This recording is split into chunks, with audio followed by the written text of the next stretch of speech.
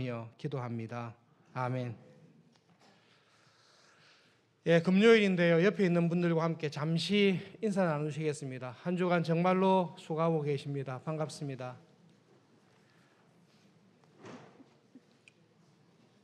예, 앞에서 잠깐 뵈면 항상 일정하게 거의 일주일 동안 빠지지 아니하시는 분들이 계신 것 같은데요.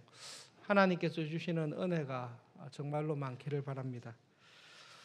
욥에 관해서 잠시 말씀을 전하도록 하겠습니다. 첫 번째로 욥은 우리와 차원이 다른 하나님 보시기에 정말로 경건한 신앙인이었다라는 것을 우리가 분명히 인정을 해야 됩니다. 에스겔서에 에스겔을 통해 하나님께서 반복해서 이렇게 말씀하십니다.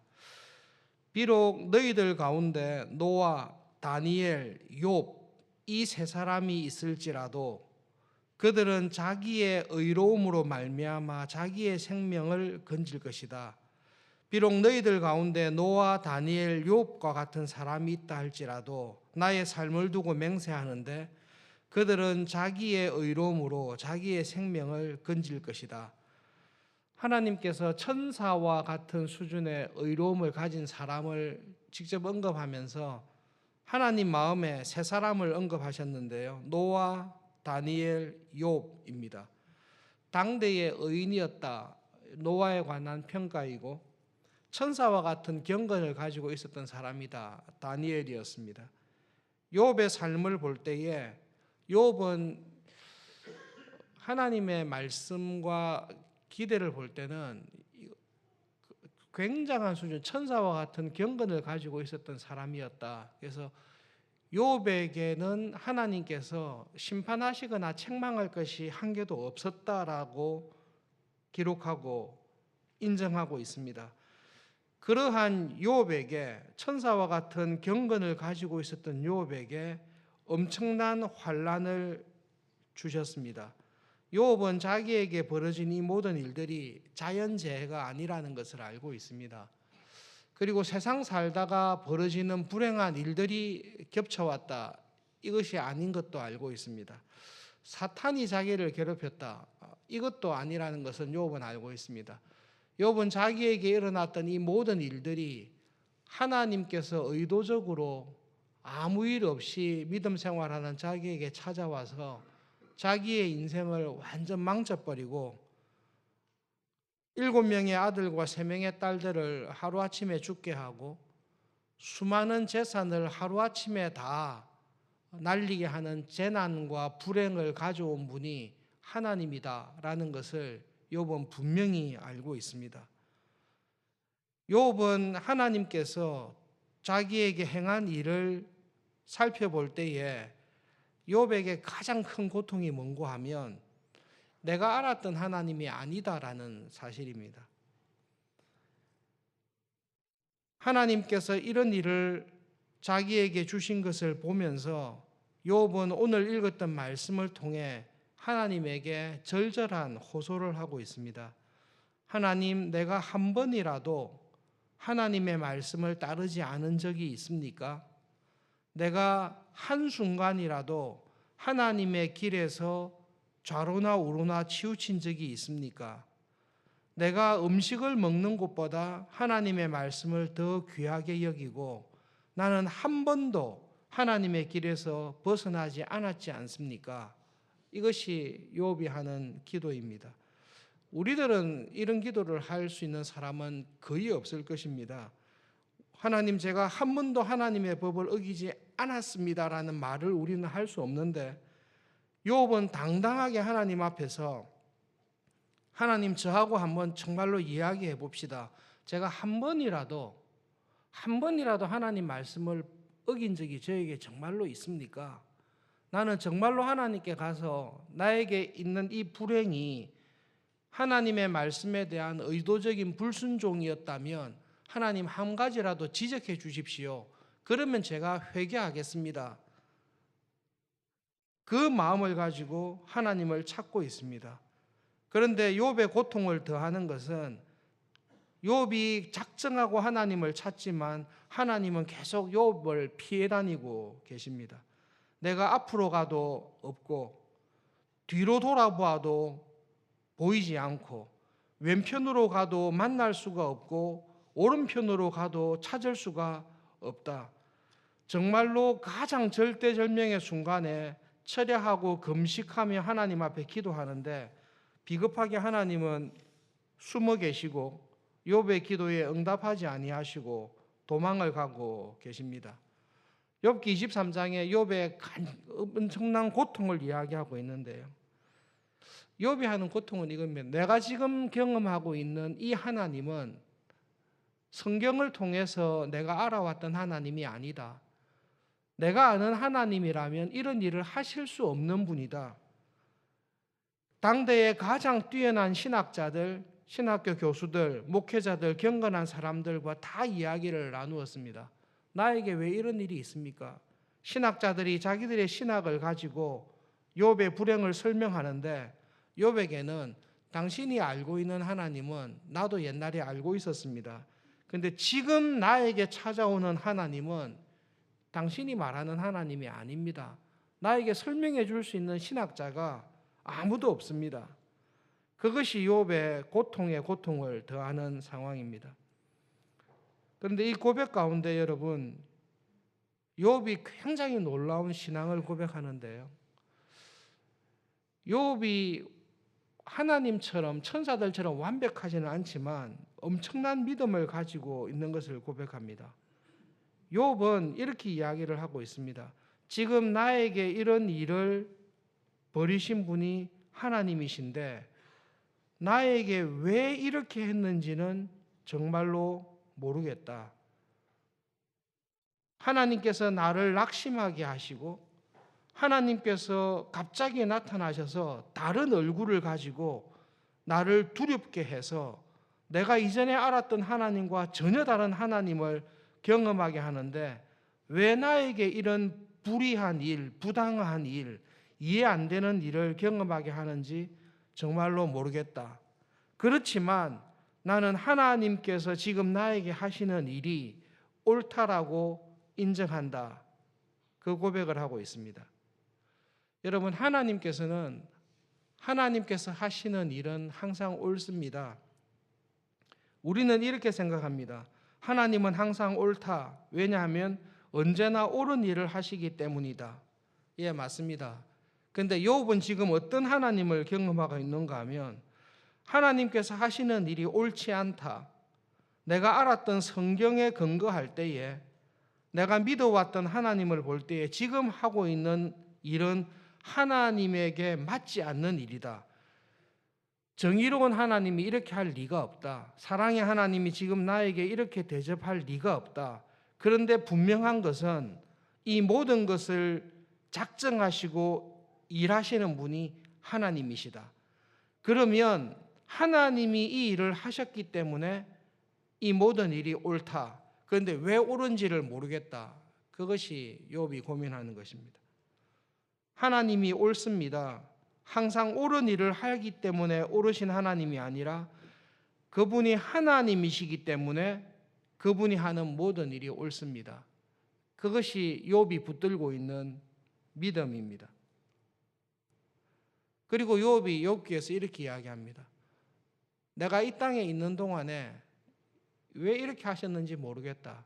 그런데 내가 죽고 난 이후에 내가 이 육신을 벗고 이 가죽을 벗고 난 이후에 내가 하나님을 대면해서 한번 물어볼 것이다.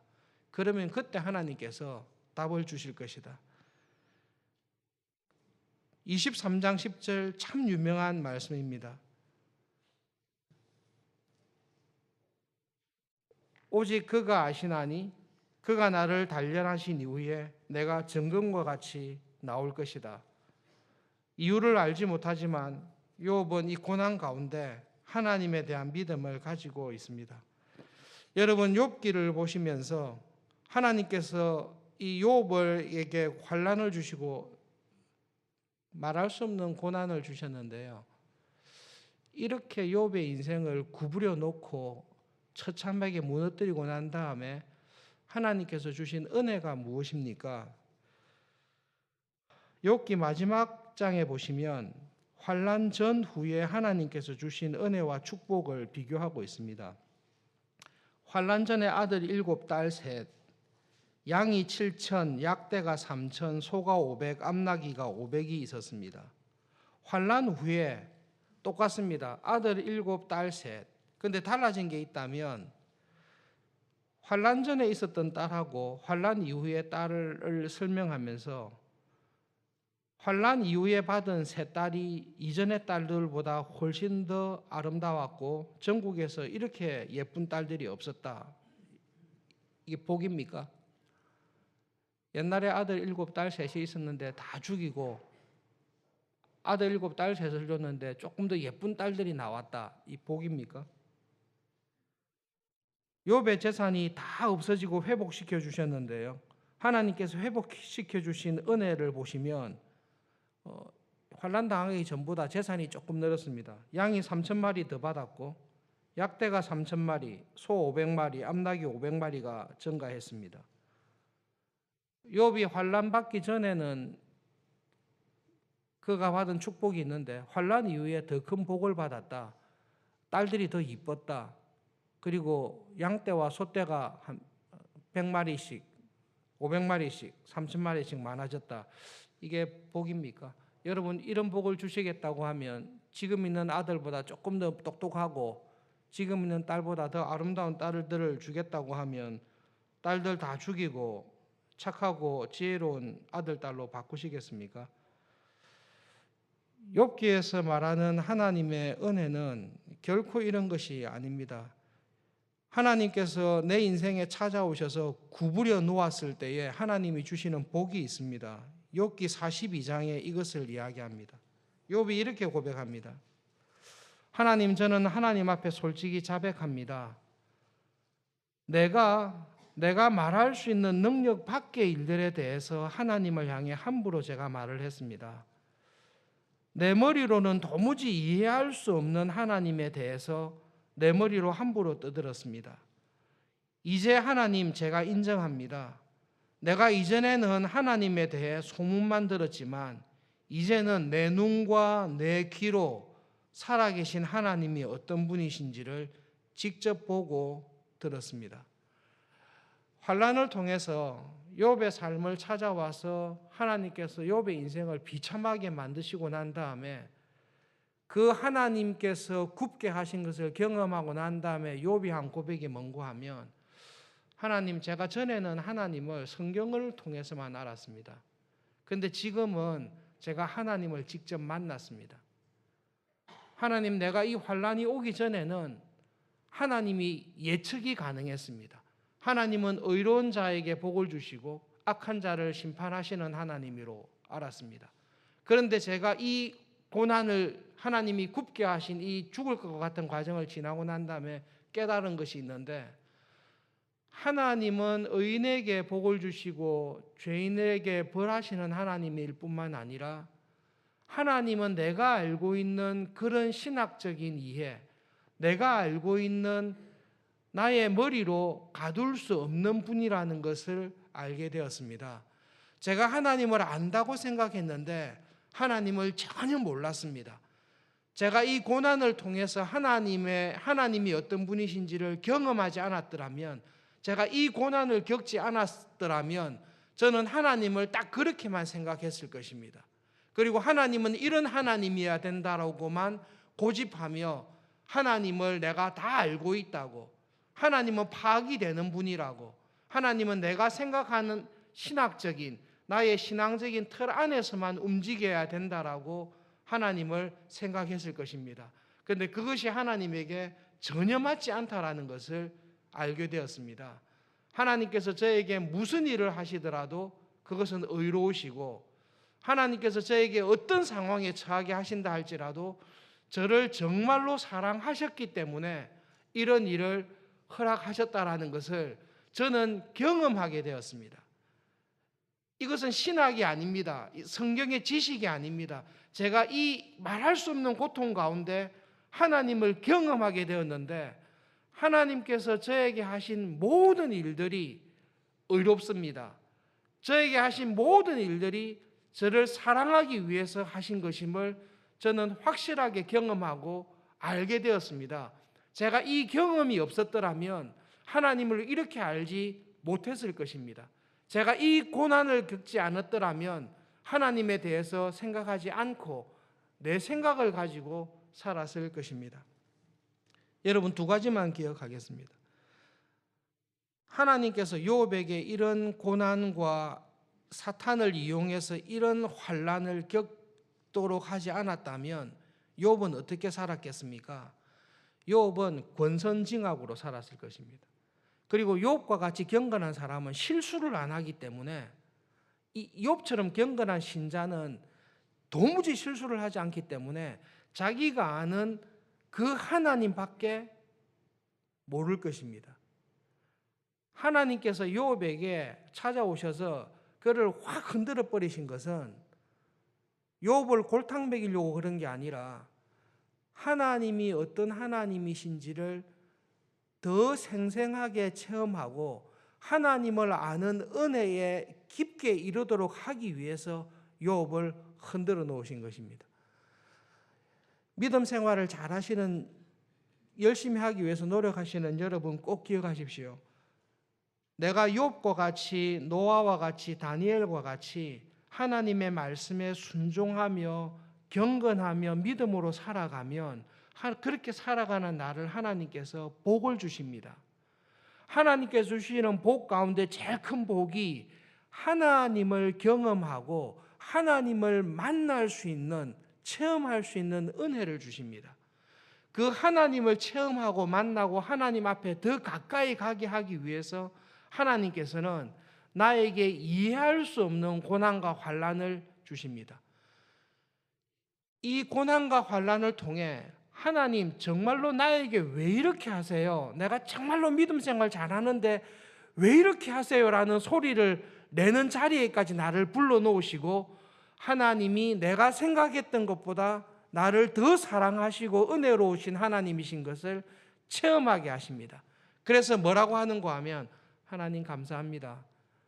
나에게 그런 고난과 역경이 없었더라면 제가 하나님을 함부로 생각하며 살았을 텐데 저에게 이 고난을 주셔서 하나님이 어떤 분이신지를, 하나님이 얼마나 나를 사랑하시고 은혜로우신 분인지를 고백하게 하셔서 감사합니다라는 자리에 나를 딱 데리고 가십니다. 하나님께서 여러분의 삶에, 우리의 삶에 가지고 있는 관심이 그것입니다. 하나님을 이용해서, 하나님의 은혜를 이용해서 고통과 고난이 없는 형통함과 성공이 있는 삶으로 우리를 데리고 가시는 게 아니라 하나님께서는 모든 과정을 통해 하나님은 참 이런 분이시구나, 하나님은 정말로 놀라운 분이시구나라는 그 자리에 우리를 끌고 가시는 것이 우리에게 주시는 제일 큰 복입니다. 그러기 위해서 하나님은 불성실하게 경건하게 살지 않는 신자에게는 찾아와서 건징을 하시고 욥과 같이 믿음으로 살아가는 자에게는 그 믿음과 은혜를 더하기 위해서 환난과 굽어진 것들을 우리의 삶에 의도적으로 주시는 분이십니다. 왜 그렇게 하세요? 그렇지 않아도 살기가 쉽지 않은데 왜 그렇게 하세요? 그런 은혜가 꼭 필요합니까? 라고 물을 때에 그것이 하나님의 참 사랑입니까? 내가 이해할 수 없는데, 내가 이해할 수 없는 것도 하나님께서 나를 사랑하는 것입니까? 질문이 있습니다. 여러분, 욥의 고난, 욥이 당한 고난을 생각해 보십시오. 말이 안 되는 겁니다. 정말로 말이 안 됩니다. 그런데 여러분, 예수님의 십자가의 죽음을 생각해 보십시오. 이건 말이 됩니까? 하나님 아버지께서 끊임없이 자기를 반항하고 자기를 무시하고 자기를 모욕하고 반대하는 원수들을 위해서, 이 원수와 같은 죄인들을 구원하시기 위해서 자기의 유일한 독생자를 십자가에 내어놓아서 죽이는 그 사랑이 이해가 됩니까? 예수님의 십자가의 죽음과 사랑을 통해 우리는 무엇을 느낍니까? 하나님 잔인하다, 어떻게 자기 아들을 죽이냐, 이 잔인을 느낍니까? 아니면 이해할 수 없는, 이런 하나님은 어떤 하나님이시길래 자기의 아들까지 죽이면서 버러지와 같이 원수와 같은 나를 구원하기 위해서 어떻게 자기의 아들을 죽이냐? 그 사랑이 이해가 되지 않지 않습니까? 자기의 아들을 십자가에서 죽이시는 그 사랑이 정말로 믿음으로 살아가는 자에게 하나님의 사랑이, 하나님이 어떤 분이신가를 선물로 가르쳐 주기 위해서 아무런 이유가 없이 찾아와서 그의 삶을 다 흔들어 버리십니다. 그리고 난 이후에 욥의 입을 통해서 이렇게 이야기합니다. 하나님께서 하신 것이 맞습니다. 맞습니다. 그리고 내가 이 고난을 통해서 귀로만 듣던, 신학으로만 생각했던, 책으로만 알았던 하나님을 제가 제 삶 속에서 경험했습니다. 하나님 이런 은혜를 계속 주십시오. 이렇게 말할 자신은 우리에게 없지만 하나님께서 우리를 그 길로 몰아가시면 그 길 가운데서 그런 하나님을 발견하게 됩니다. 말씀을 통해서 두 가지를 꼭 기억하면 좋겠습니다. 하나님께서 나를 사랑하시면 이유를 알 수 없는 환난으로 나를 끌고 가실 때가 있습니다. 그리고 하나님은 반드시 끌고 가십니다. 그것은 나를 괴롭게 하기 위함이 아니라 십자가의 사랑처럼 나에게 하나님을 더 보여주시기 위해서, 하나님을 알게 하시기 위해서 하나님은 의도적으로 들어오십니다. 십자가의 사랑을 보고 감격했듯이 내 삶에 한 번씩 찾아오셔서 하나님 내한테 정말로 이렇게 하실 수 있습니까? 라는 상황이 있을 때 하나님의 본심을 기억하실 수 있기를 바랍니다. 하나님의 본심은 나를 골탕 먹이거나 괴롭게 하는 것이 아닙니다. 그것을 통해 하나님의 은혜를 정말로 경험하는 자리에 우리를 불러주시기 위해서 하나님은 찾아서 들어오십니다. 말씀을 기억하면서 오늘 하루를 시작하면서 함께